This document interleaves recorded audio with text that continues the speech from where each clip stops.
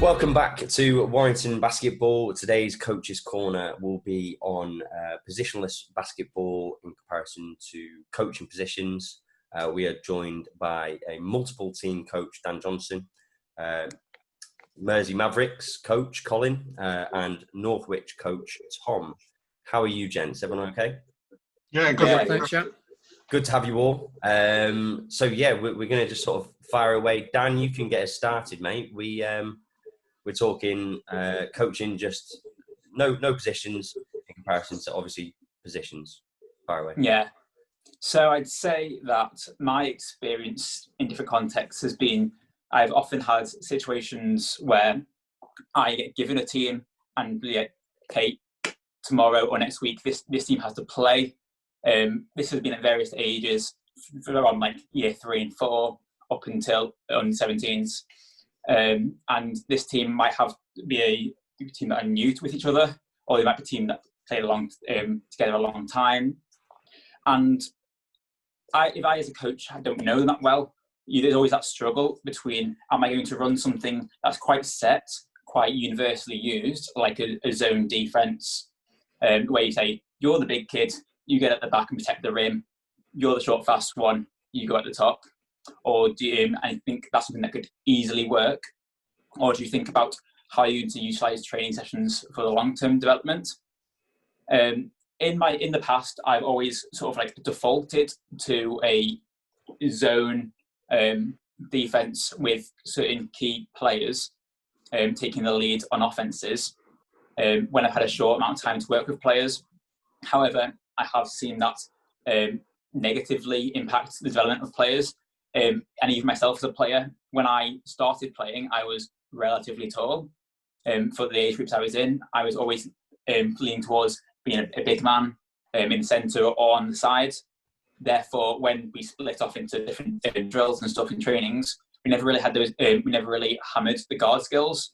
And I can't shoot a 3-pointer to save my life. Never have been. Probably never will do. And when I was under a lot of different coaches, some who were great, who like to split off people by size. And I think that really lacks in looking long term to their development, because then the big kid is never going to be able to shoot from a distance. And then say you get them at a year 79 range, their growth spurts haven't hit yet. I've had some kids who I started off as guards and now they're taller than me.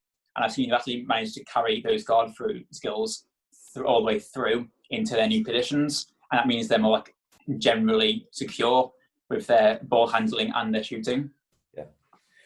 Colin, for yourself, what offences would you run for a positionless team? So I think when you go in positionless, you've got to remember that you don't want to be putting people into specific spots.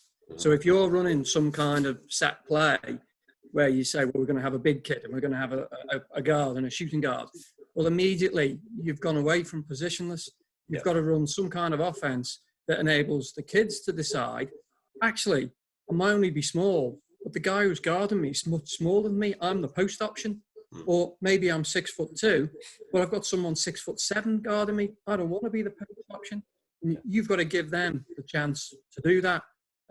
So I would say you want to start out running something that's a 5-out set, because clearly then everyone's in the same position.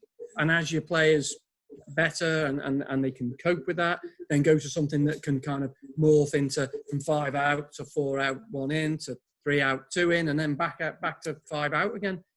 If that's the way you want to go. But that gives your kids the best chance to play all positions. Otherwise, you're going to get forced into this guy's in this spot.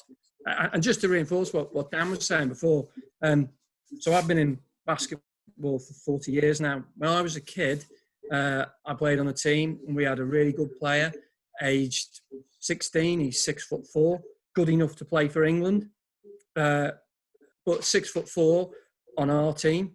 He's a big, isn't he? Yeah. So he plays as a big, only learns big skills. Stops growing at 6'4", 6'5", So depending on the standard, if you're playing local league basketball, 6'4", 6'5", well, that's great. You know, you're big. But if you want to play BBL or something, you're not a big, and he just wasn't equipped with the skills to do that. Yeah. And that stuck with me for 35 years. And I just thought to myself, because he still is a really good mate of mine, I'm not going to let one of my kids fall into that trap of I'm coaching them to just be big, when in reality, you know, at some standard, you've got to be a guard. Yeah. I've mentioned it before in previous videos, but perfect example for that from the Warrington scene that a lot of our viewers will know is Josh McSwiggan. So Tom will back me up on this, but he was one of the players that was probably a big right from the word go. As soon as he started playing basketball, big in terms of local league to the other kids he was playing against, but he wanted to develop his guard skills. And then obviously once he went over to America, and he was an outside guy, obviously then was a 3-point shooter he had really good handles. But had it have just been down to some coaches, he'd have just been stuck right in the center of the key, catch, turn, lay up, and that was about it. But Tom, what do you think, at what age do you think we should start being sort of a little bit more direct with positions? I don't know if you need to any, really. I think if you've done a good enough job when they're younger, then you should be building IQ as they get older. And it almost should be the players, by the time when they get to a certain age, should have a little bit of knowledge of seeing where, like Colin was saying, if they're in a 5-out, where's the times where I can use my mismatches? Where's the times that I can attack and do these things? So obviously it's easier to be successful. I think sometimes kids do crave that, I want to do a really simple thing and then I'm successful. But as the sort of coaches and the adults in it, you've got to almost go, I'll look at putting you into position for long-term success, but then layer it in a way that we're okay in the short term, we're competitive in the short term, but over the long term, we're more successful. I think, like you said with Josh, I've mentioned before on it, the other example would probably be Callum, who plays for our men's team and is like the starting guard now. But he was effectively, but really just a player. He was playing at under 14s as a centre, and he was 5'6", 5'7" at 13, and he's 5'6", 5'7" now at 24. So he's had to alter his skills quite significantly in terms of what he's doing as he's going through. But I think one of the things like Jalen Rose always says when he's doing the NBA is like positions were invented to explain the game to people who don't play the game. Yeah. And I think when we get too caught up in it, I'm the point guard, I'm the center, I'm this, I'm that, we get away from, we're all basketball players. We're trying to create basketball players, not centers or guard, whatever. Yeah, no, I definitely see that. And if I look at my in time I was playing, I was in a situation where there was one point where I was playing on a Saturday league, and then I was also playing under 21s. So on a Saturday, I'd rock up and I'm the big man on the team. And I've been known to play in teams where I've been quite short teams, in the teams I've been playing for, height-wise. So I'm like number 5 in the middle. But then there's also been times when like I rock up at 21 and I'm the skinniest, shortest dude on the court. And like I can't be in the middle because they're going to mow me down. So that's when I think, okay, I need to be the fast one, the one who has the skills to bring it up the court, the one who can like look and see where my useful players are, the one to be in a situation where I can make those decisions. And I think that what I've seen from the kids that I've coached well is the ones that are able, that I don't have to tell them where they have to be, the ones that can run onto the court and think, okay, now I can see who my team are and where the matches are. I can make the decisions how I need to play in that situation. Yeah. Colin, with the Maverick setup, what would be the setup for you guys in terms of when would you start looking at sort of coaching positions? Personally, I never would. No. I just never would. I would coach all the players to play in all the positions.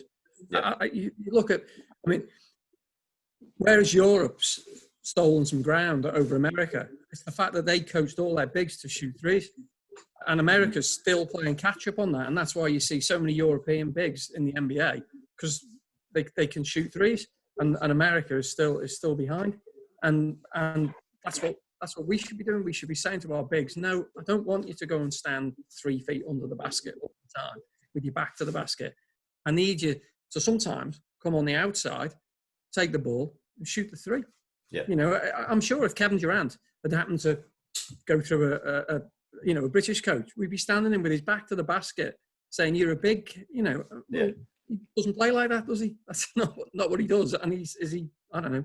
He isn't the best player in the world. He's one of the very best players in the world. Yeah. Do you think it's a... Go on, Dan. I tell you, what would you guys say if you inherited a relatively young team in a situation where they were going to be beaten on and have that independence, and you was like, okay, this team needs something that is simple, that's going to work fast? Or what would your approach be to that? To coaching offense to a young team, I would. Well, Tom knows what I'd do. I'd just stand and say, you're 5 out. Every time, what's the most aggressive thing you can do when you pass the ball? It's cut to the basket.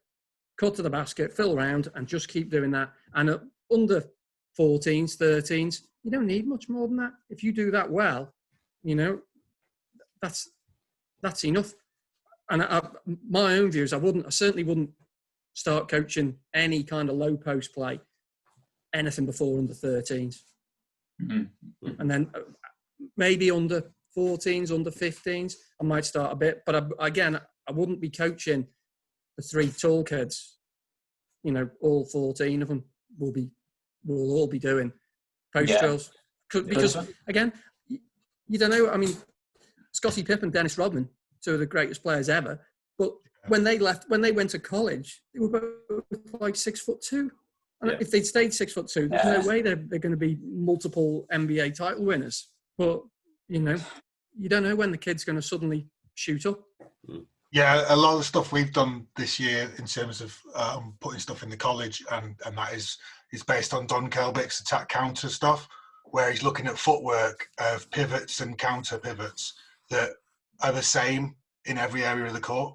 So if this is my front pivot, and then what's my counter to that, you can move that from mid-range, you can use that from distance, you can move that from the post if you move into the post. But you're teaching the same thing to every player. You're just moving them further out the court as they get more comfortable with it. And they all become comfortable in doing things to attack. So obviously, if I've just started playing the game, I'm not going to come in and fire up a load of 3-pointers, but I know what my footwork is to get an open shot. I know what my footwork is to get where I'm going to attack the ring. So it's teaching people the same things, really. Yeah. And then they'll get better in a long I term. definitely was in a lucky position in some situations where there were some teams I worked with whereby we had multiple coaches available, and we were able to say, at this moment in time, this play happens to be the big, looking at 15 to 17. So, and there's things within your movements that are inefficiencies under the basket. Like, so it's a guy similar size that you're against. You need to be able to move in a certain way. So I'll take you off because this is your particular problem at the moment. But I think whilst you want to address those things, having like a baseline set of skills and techniques down that your whole team has in the bag is something that's like really important for long-term development. Anything else to add, fellas? I think just one more thing as well is that it's important to think how you split your time up in training sessions in order to give yourself the chance to coach kids to play in all those different positions. And I honestly think we spend way too much time on our offense, i.e., this X, that O, this X, that O, moving people around the court. Yeah. And if you go to an under 14 National League game and stat how many times they actually score out of that offense, as opposed to how many times they score on a fast break or because someone gets an offensive rebound or the offense actually hasn't worked and some kid's just gone one-on-one and scored. And then you think, well, we're spending 40% of our practice time running, just having them walk around the court, literally, learning my particular offense. And we get, maybe 10 points a game out of doing that. We should be spending that 40% of the time coaching them the skills. Yeah. So that then it doesn't matter what offense I run, they'll just be better than the other team and win anyhow. Yeah. Are you using a lot of small-sided games and things, Colin? Yeah, we do small-sided games. And And also just having drills that are what you do on offense. Yeah. So have a layup drill that is your offense. Have jump shot drills that are your offense, where the shots come from in your offense, not just, right, we're going to do curls out from under the basket and progressively get 3 feet further out all the time, every single week. Because no one actually runs an offense where someone does that, where all your players do that curl, catch it in the middle of the key and make a shot. If only it were that easy. Yeah. To build on that, I think my experience with watching National League is actually from a referee standpoint. When I've done those teams and we'll like step back and seeing what are they doing every time, and because like when you're in that position, you literally see the same thing happening over and over again because you're looking that way you're going to look, and you see some teams that are always going to start with the like 5 out, go into one side, then the person on the side cuts in this order, and you think actually this thing runs until it runs out. And then it comes to some sort of like basic basketball, like one person is making a break for it or like trying to break through that defense.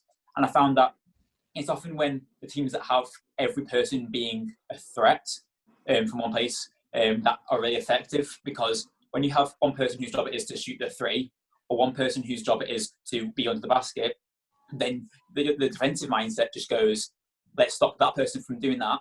Let's stop that person from doing that. Let's push out the big guy. Let's put our fast person on the 3-point shooter. And that's sort of when it starts to break down an offense, because those people are specializing too much, and that's end up being like the only thing they can do. Mm-hmm. Whereas if every person is a threat from multiple places and play more naturally and look for the actual holes in the defense as and when they arise, then I think that sort of thing becomes more useful and more like profitable in terms of baskets. Mm. One other thing as well, Josh, I think within the Warrington Centre and things that a lot of people have been guilty of, including all of us, including myself, is when we're playing zones at the younger age groups, we're relying on the players not being strong enough to be able to shoot consistently.